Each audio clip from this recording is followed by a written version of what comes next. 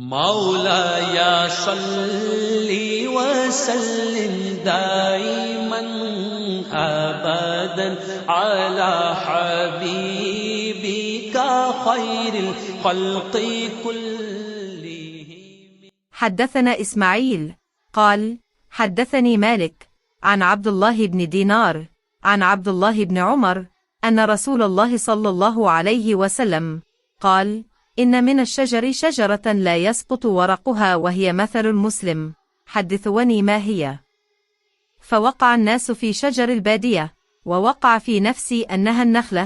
قال عبد الله: فاستحييت، فقالوا: يا رسول الله أخبرنا بها. فقال رسول الله صلى الله عليه وسلم: هي النخلة.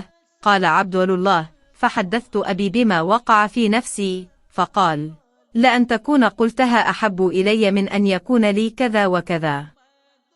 ہم سے اسماعیل نے بیان کیا، ان سے مالک نے عبداللہ بن دینار کے واسطے سے بیان کیا، وہ عبداللہ بن عمر سے روایت کرتے ہیں کہ رسول اللہ نے ایک مرتبہ فرمایا کہ درختوں میں سے ایک درخت ایسا جس کے پتے کبھی نہیں جھڑتے اور اس کی مثال مسلمان جیسی ہے، مجھے بتلاؤ وہ کیا درخت ہے؟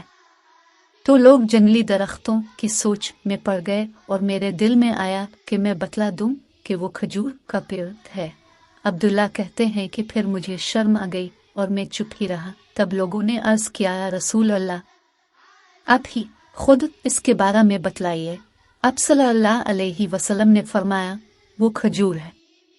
عبداللہ کہتے ہیں کہ میرے جی میں جو بات تھی وہ میں نے اپنے والد عمر رضی اللہ عنہ کو بتلائی۔